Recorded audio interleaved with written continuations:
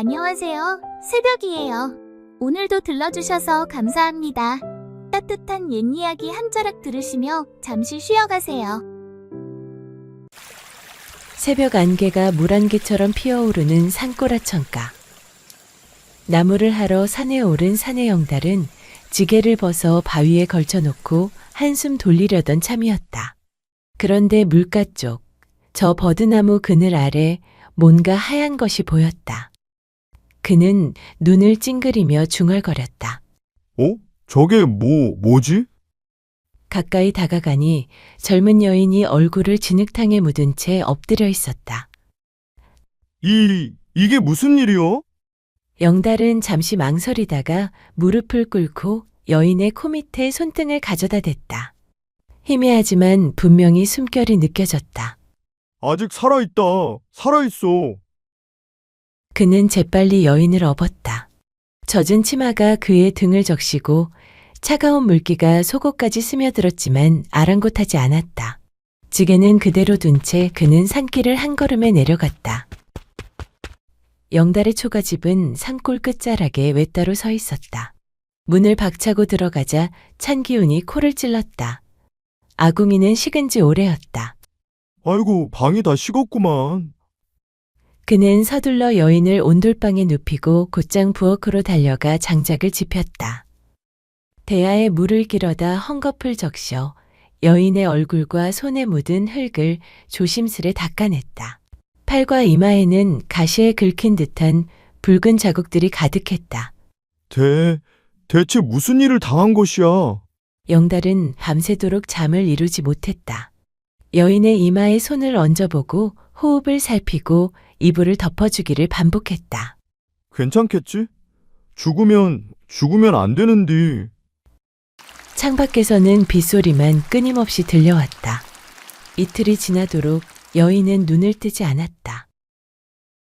사흘째 되는 날 새벽.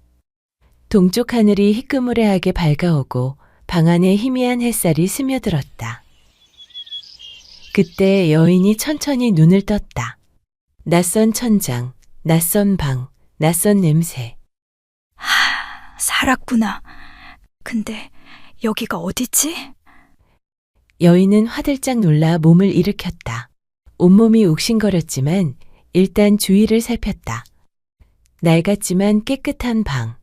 구석에는 대야와 젖은 수건이 놓여 있었다. 바로 그때 문이 천천히 열렸다. 이제 정신이 좀 드시오? 물동이를 든 영달이 들어왔다. 여인은 잠시 그를 바라보다 다급히 물었다. 여기가 어디옵니까? 여기는 산골, 제 집이오. 여인은 그의 말투를 유심히 살폈다. 제가 어떻게 여기에... 물가에 쓰러져 있었소. 그래서 업고 왔지요. 그럼 저를 구해주신 분이시군요. 영달은 고개를 가로저으며 손을 내저었다. 아니요. 그냥 지나가다가 그저 냇가에 쓰러져 계시길래 업고 왔을 뿐인데. 여인은 영달의 어눌한 말투와 어색한 손짓을 보며 눈을 가늘게 뜨고 속으로 중얼거렸다. 이 산에 뭔가 이상한데? 여인은 일부러 눈물을 글썽이며 고개를 숙였다. 은혜를 입었사옵니다. 정말 감사하옵니다. 아니요. 당연한 일이오. 영달은 얼굴을 붉히며 멋쩍게 웃었다. 곧 이내 여인이 급히 방 안을 두리번거렸다. 저기, 혹시 제가 무언가를 안고 있지 않았습니까? 보따리 같은 것을... 영달은 고개를 저었다. 아무것도 없었소. 그냥 물가에. 여인의 얼굴이 순간 굳어지더니 속으로 중얼거렸다. 목숨 걸고 훔쳐나온 건데 물에 떠내려갔나 보군. 중요한 물건이었소? 네, 제 전 재산이었사옵니다. 영달은 안타까운 표정으로 고개를 끄덕였다. 그거 참 안 됐구려. 여인은 영달의 반응을 살피며 조심스럽게 물었다. 여기서 혼자 사시나이까? 네. 오래 혼자. 가족은 안 계시옵니까? 다 가셨소. 어머님도, 아버님도. 영달은 잠시 멍하니 허공을 바라보았다. 여인은 그 모습을 보며 확신했다. 보아하니 이놈 머리가 좀 모자란 것 같은데? 여인의 입가에 희미한 미소가 번졌다. 영달이 부엌으로 죽을 끓이러 나간 사이 여인은 방 안을 둘러보았다. 낡은 이불, 해진 옷가지, 텅 빈 장롱, 가난한 사내의 살림살이가 고스란히 드러났다. 가진 건 하나도 없네. 하지만 그녀는 창밖을 내다보았다. 사방이 산으로 둘러싸인 외딴 오두막, 마을과는 한참 떨어져 있었다. 이런 곳이라면 당분간 숨기엔 딱이지. 게다가 저 사내는 머리도 모자라 보이니 다루기도 쉽겠어. 향숙은 속으로 씩 웃으며 다시 누웠다. 대감댁에선 벌써 난리가 났겠지? 여종 향수기가 금은보화를 훔쳐 달아났다고 포졸들이 사방을 뒤지고 있을 거야. 한 달쯤은, 아니, 더 오래 숨어 있어야 해. 세상 사람들 입에서 내 이름이 사라질 때까지. 바로 그때 영달이 죽그릇을 들고 들어왔다. 변변찮지만 드셔보시오. 아이고, 이렇게까지 정말 감사합니다. 향숙은 일부러 수줍게 웃으며 죽을 받았다. 그리고는 한 숟가락 떠먹더니 눈을 반짝이며 말했다. 어머, 맛있사옵니다. 어쩜 손재주도 이리 좋으신지. 아니, 뭐 그냥 죽일 뿐인데요. 허허허. 영달은 얼굴을 붉히며 고개를 숙였다. 그렇게 대감댁에서 금은폐물을 훔쳐 달아난 여종 향숙은 산골 초가의 바보사내 영달과 함께 살게 되었다. 며칠을 먹이고 재워준 사내가 미련하리만큼 순박하자 향숙은 속으로 마음을 굳혔다. 당분간은 이 바보를 이용해야겠어. 밥이나 얻어먹으며 지내다가 돈이 좀 모이면 그때 떠나면 되지. 어느 날 저녁 향숙은 일부러 입가에 미소를 머금고 영달 곁으로 다가앉았다. 저기, 서방님. 네? 네? 영달은 깜짝 놀라 뒤로 물러났다. 향숙이 이렇게 가까이 다가온 건 처음이었다. 이 산 속엔 우리 둘밖에 없지 않사와요? 그렇지요. 사람이라고는 나 말고는 없소. 향숙은 수줍은 척 고개를 숙이며 속삭였다. 그냥 제 서방하시는 게 어떻겠어요? 제가 각시해드릴게요. 영달은 눈을 동그랗게 뜨고 얼굴이 벌겋게 달아올랐다. 예? 서방이라니. 어차피 둘이 사는 세상인데 남이 뭐라 하겠사와요? 혹 서방님께서 마음이 내키지 않으신다면 그저 못 들은 일로 하지요. 아, 아니요. 싫지 않소. 전혀. 영달은 허둥지둥 손을 내저었다. 향숙은 속으로 피식 웃었다. 그럼 오늘부터 서방님이라 불러도 되겠습니까? 영달은 세상을 다 얻은 듯 웃었다. 예, 좋소. 정말 좋소. 향숙은 그 모습을 보며 속으로 비웃었다. 이 바보 같은 놈. 각실한 말 한마디에 저리도 좋아하다니. 참 다루기 쉬운 놈이야. 그날 이후 향숙은 영달을 서방님이라 불렀고 영달은 그녀를 각시라 불렀다. 향숙은 낮이면 방 안에서 노을빛 치마를 주무르며 빈둥거렸고 영달은 새벽마다 나무하러 산으로 올랐다. 저녁이면 영달은 땀에 젖은 옷차림으로 돌아와 향숙이 내미는 찬밥을 허겁지겁 먹었다. 어느 날 저녁 향숙이 달콤한 목소리로 말했다. 서방님, 왜요? 각시? 오늘은 닭을 푹 고아 먹고 싶은데요. 닭을요? 며칠째 된장국에 나물만 먹었더니 속이 허하옵니다. 고기가 너무 당기는데 닭 한 마리만 사다 주시면 안 되겠사와요? 영달은 잠시 망설였다. 닭 한 마리 값이면 나무를 사흘은 해야 했다. 근데 그게 값이 좀 나가서. 에이, 서방님. 제가 각시가 되어드렸는데 닭 한 마리도 사주시기 싫으신가요?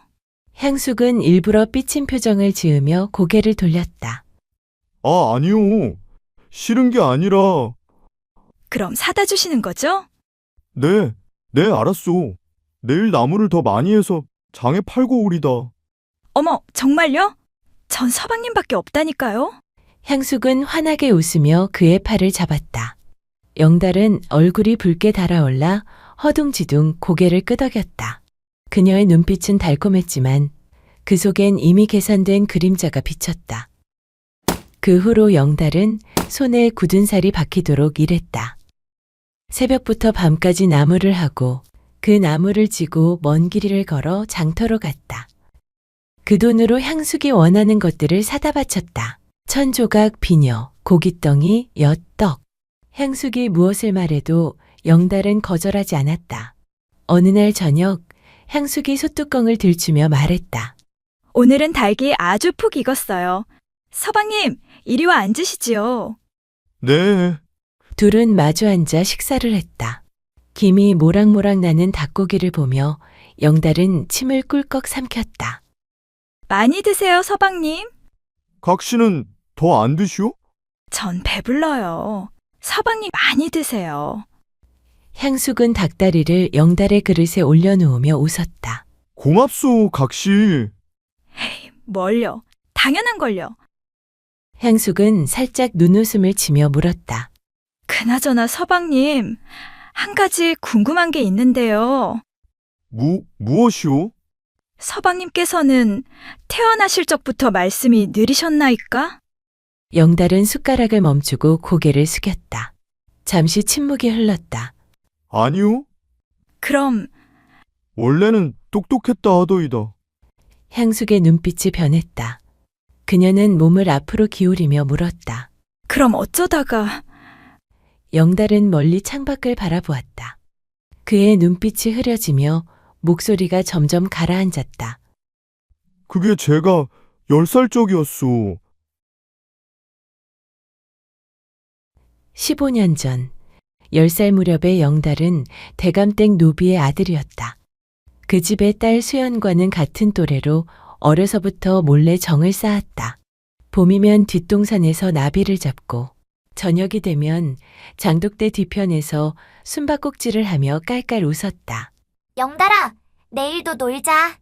아씨, 또 들키면 어쩌시라고요? 괜찮아. 아버진 모를 거야. 그 시절의 영달은 영리하고 눈빛이 반짝였다. 대감댁 머슴들도 저 아이는 글만 배우면 큰 인물 되겠네 하며 칭찬할 정도였다. 어느 날 두 아이는 대감댁 담장 뒤 동네 뒷길에서 놀고 있었다.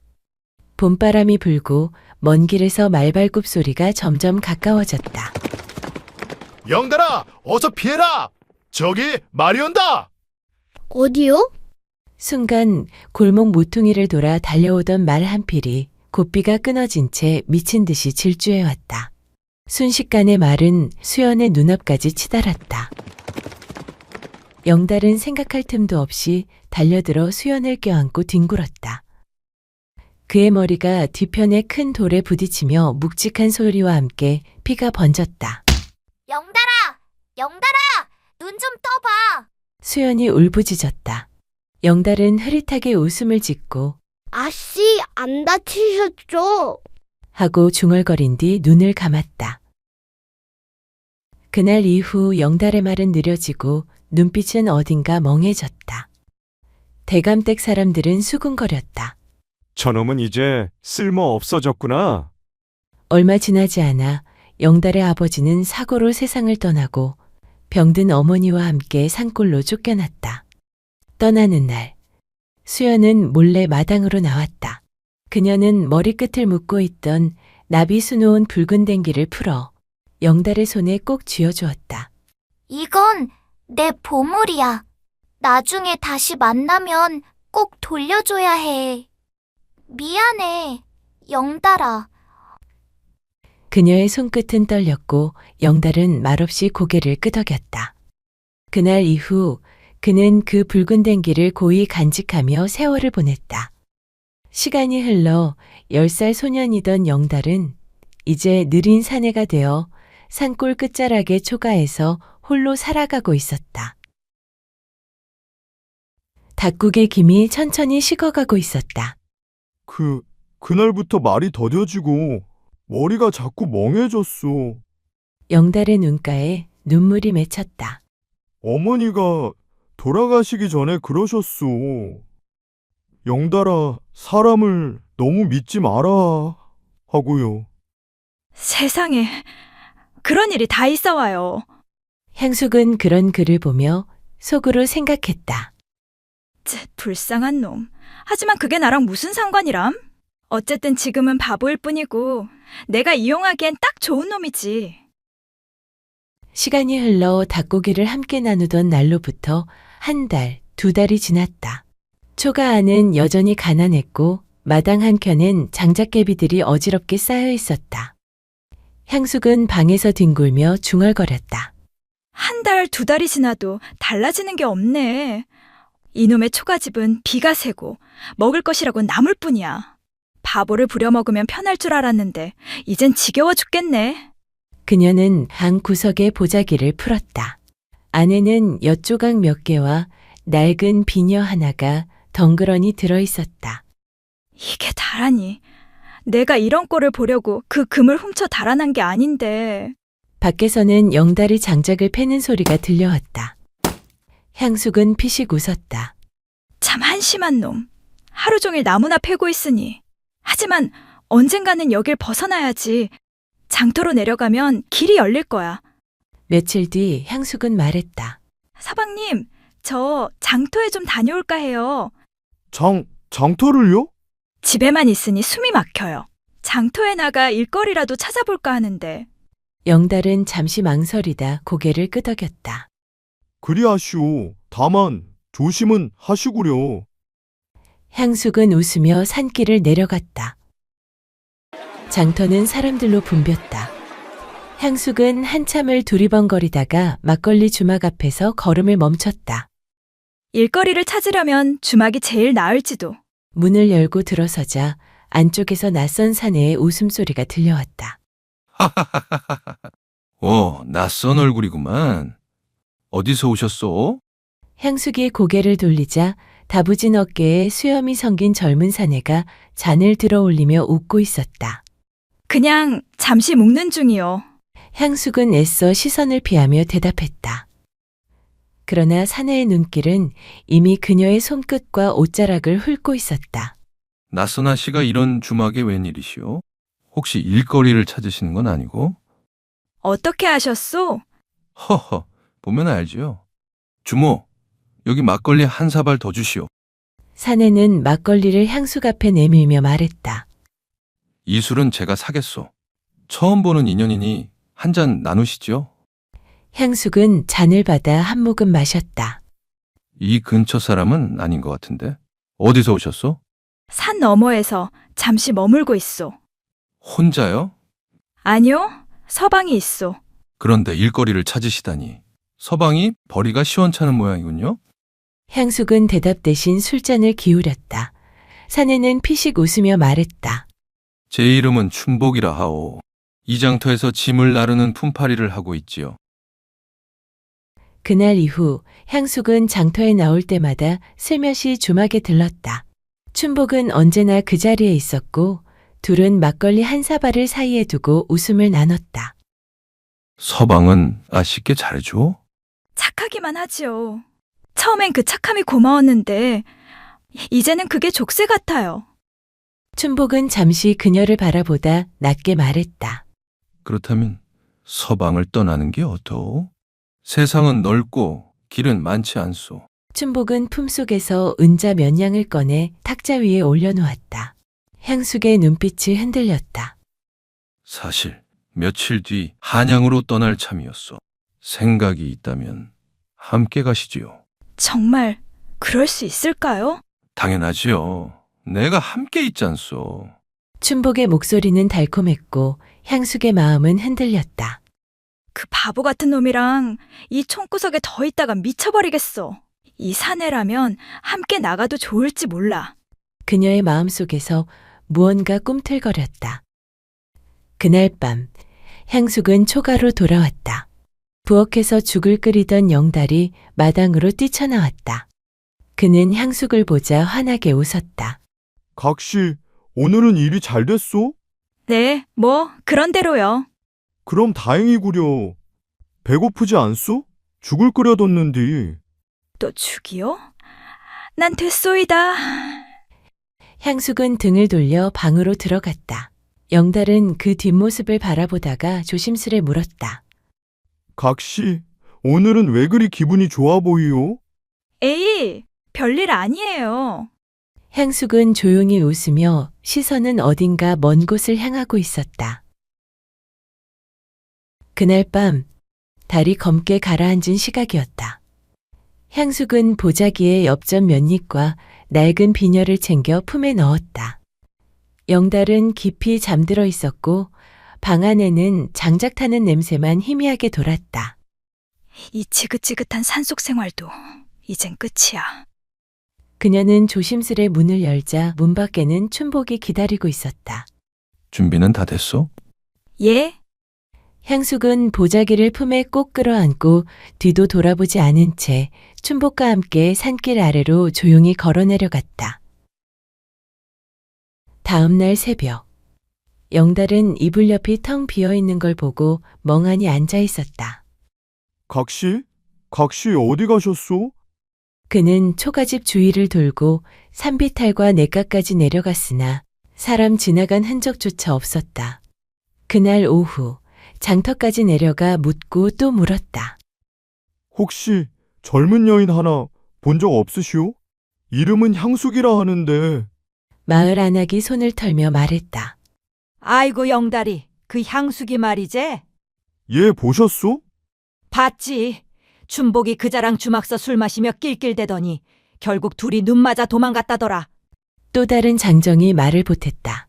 장터 사람들 다 알구만. 새벽에 한양으로 떠났다 카던디? 그날로 그는 집으로 돌아와 멍하니 앉아 있었다. 밤이 되었으나 불도 피우지 않았다. 며칠이 지나자 그의 얼굴은 수척해졌고 눈빛은 점점 허공을 향했다. 이게 다 내 탓이야. 어머니도 지키지 못하고, 각시도 지키지 못하고. 그는 삶에 맥이 빠진 듯 터벅터벅 산길을 걸었다. 그러다 문득 발걸음을 멈추니 눈앞은 이미 절벽 끝이었다. 살아서 뭐하리? 나 같은 놈은 이제 가도 될 터이니. 그는 천천히 절벽 끝으로 걸어갔다. 발끝이 허공에 닿을 무렵 누군가 그의 손목을 거칠게 붙잡았다. 안 되옵니다. 영달이 놀라 뒤를 돌아보니 남루한 옷차림의 젊은 여인이 서 있었다. 손에는 보따리 하나가 들려 있었고 얼굴은 피곤에 절어 있었다. 무슨 연유인진 모르겠으나 그 목숨 그렇게 버릴 일 아니외다. 영달은 멍하니 여인을 바라보았다.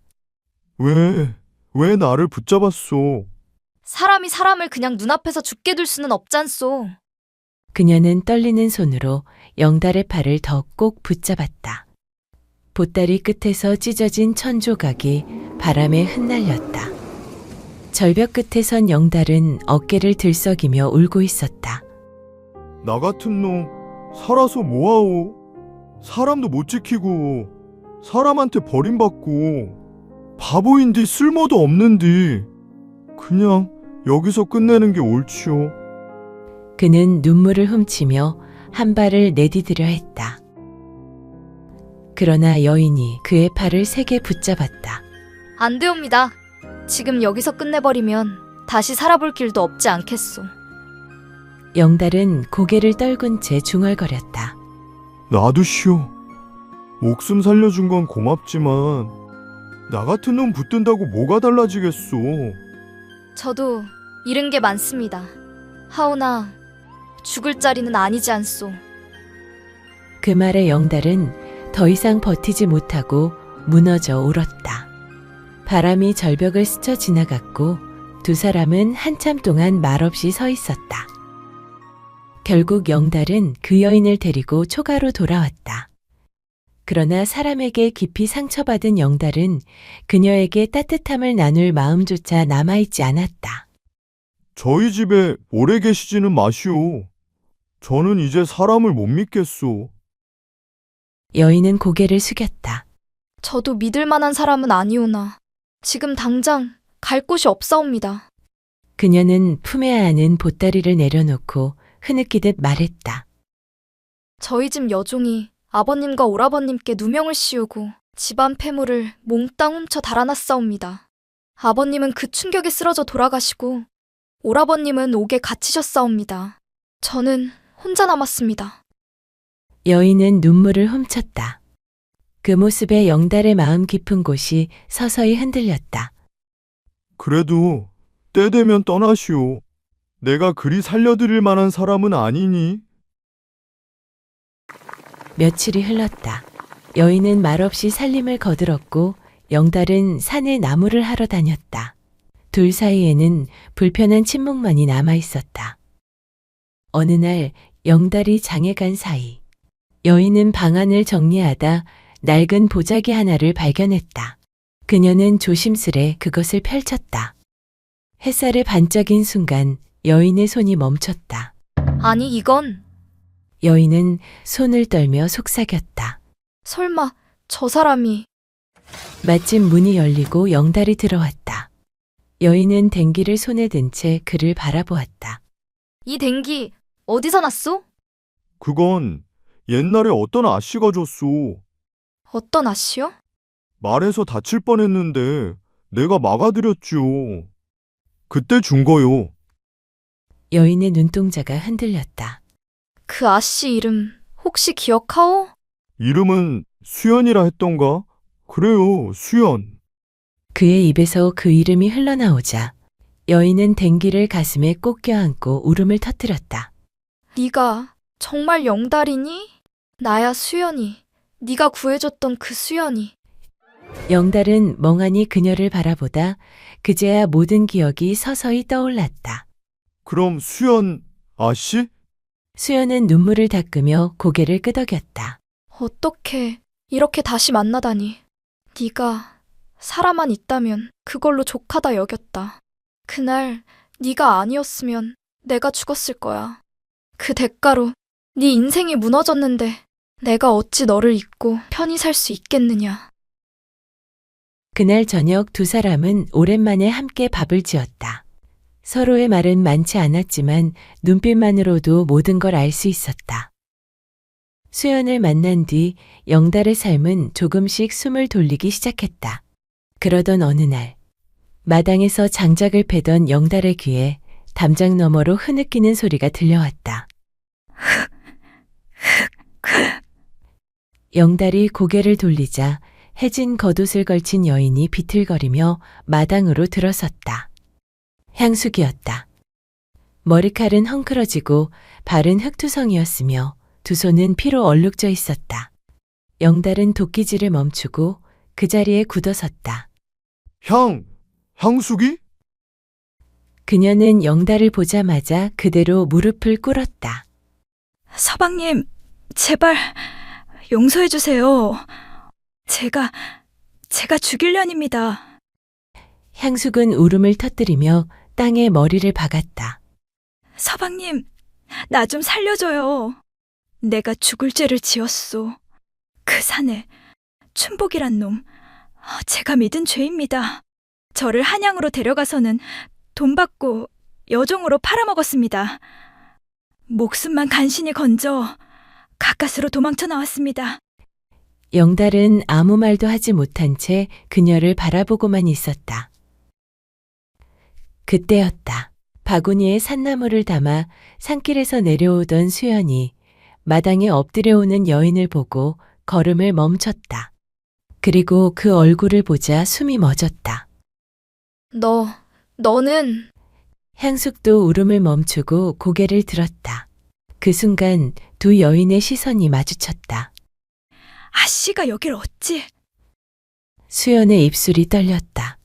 그럼 영다리까지 속인 것도 네 짓이었더냐? 이 꼴로 살려고 우리 집안을 무너뜨리고 금은 패물까지 들고 달아났냔 말이다. 아씨, 죽여도 말이 없을려니옵니다. 아씨 댁이 망한 것도 모두 제 탓이옵니다. 수연은 떨리는 목소리로 말했다. 너 때문에 아버진 돌아가시고 오라버니는 옥살이를 했다. 우리 집안을 무너뜨려 놓고 이제 와서 고개 한번 숙인다고 죄가 씻길 줄 아느냐? 죄는 죽어서도 갚겠소. 다만 한 번만 사람답게 살 기회를 주시오, 아씨. 영달이 다가왔다. 이제 우리 사이에 더는 인연이랄 것도 없소. 그러니 조용히 떠나시오. 향숙은 마지막으로 수연 앞에 엎드렸다. 아씨, 나 같은 죄인은 다시 태어나도 사람 노를 못할 것이오. 그녀는 산길을 따라 천천히 걸어 내려갔다. 햇살이 비칠 무렵 그녀의 뒷모습은 안개 속으로 사라졌다. 수연은 조용히 다가와 영달의 거친 손을 두 손으로 감싸 쥐었다. 그때 네가 날 살렸지. 이젠 내가 네 옆에 서 있을 터이니 지난 일은 다 흘려보내고 앞으론 우리 같이 살아보자. 영달은 한참 동안 말을 잇지 못했다. 그러다 천천히, 아주 천천히 고개를 들었다. 나 같은 놈도 그리 살아도 되겠소? 수연은 작은 미소를 띠며 고개를 끄덕였다. 그래, 충분히 그러고도 남는 사람이야. 그 말이 떨어지는 순간 영달의 눈가에서 그동안 말라붙어 있던 눈물이 조용히 흘러내렸다. 그렇게 영달과 수연의 삶은 겨울 끝자락에서 다시 봄으로 향하고 있었다.